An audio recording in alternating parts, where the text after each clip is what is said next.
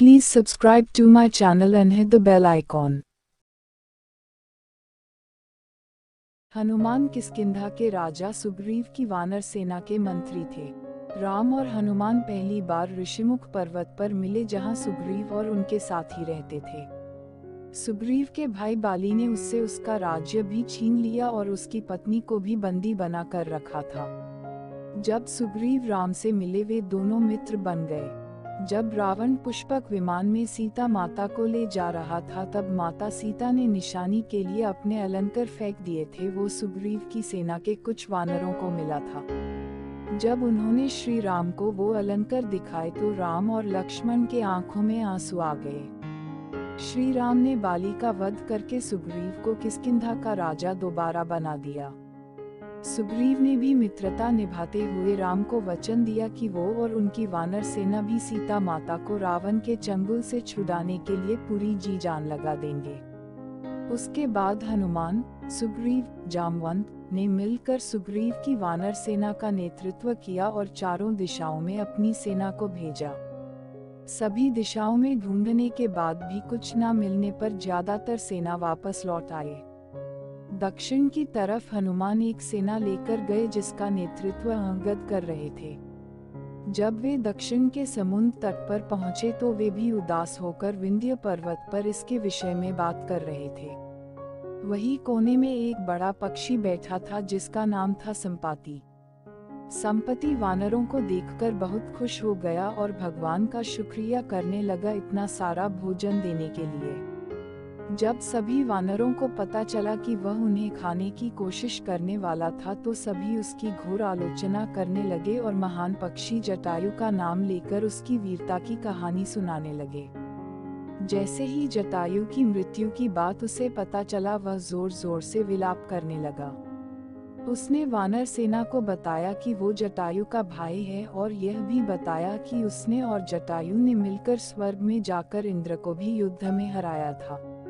उसने यह भी बताया कि सूर्य की तेज किरणों से जटायु की रक्षा करते समय उसके सभी पंख भी जल गए और वह उस पर्वत पर गिर गया। संपाति ने वानरों से बताया कि वह बहुत ज्यादा जगहों पर जा चुका है और उसने यह भी बताया कि लंका का असुर राजा रावण ने सीता को अपहरण किया है और उसी दक्षिणी समुद्र के दूसरी ओर उसका राज्य है। जामवंत ने हनुमान के सभी शक्तियों को ध्यान दिलाते हुए कहा कि हे हनुमान, आप तो महाज्ञानी, वानरों के स्वामी और पवन पुत्र हैं। यह सुनकर हनुमान का मन हर्षित हो गया और वे समुद्र तट किनारे स्थित सभी लोगों से बोले, आप सभी कंदमूल खाकर यही मेरा इंतजार करें जब तक मैं सीता माता को देखकर वापस ना लौट आऊं। ऐसा कहकर वे समुद्र के ऊपर से उड़ते हुए लंका की ओर चले गए। रास्ते में जाते समय उन्हें सबसे पहले मेनका पर्वत आए। उन्होंने हनुमान जी से कुछ देर आराम करने के लिए कहा, पर हनुमान ने उत्तर दिया, जब तक मैं श्री राम जी का कार्य पूर्ण न कर लूं, मेरे जीवन में विश्राम की कोई जगह नहीं है। और वे उड़ाते हुए आगे चले गए। देवताओं ने हनुमान की परीक्षा लेने के लिए सांपों की माता सुरसा को भेजा।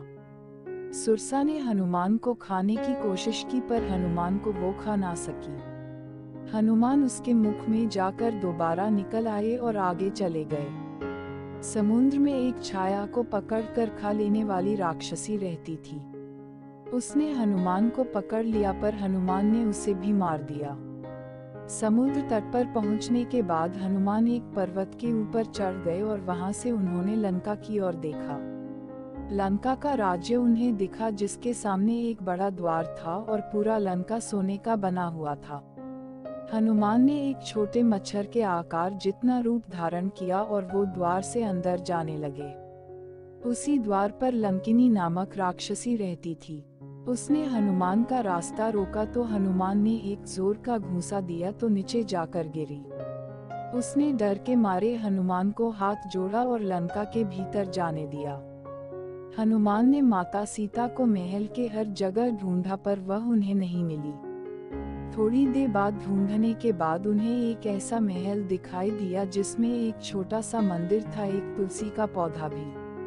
हनुमान जी को यह देखकर अचंभे में पड़ गए और उन्हें यह जानने की इच्छा हुई कि आखिर ऐसा कौन है जो इन असुरों के बीच श्री राम का भक्त है।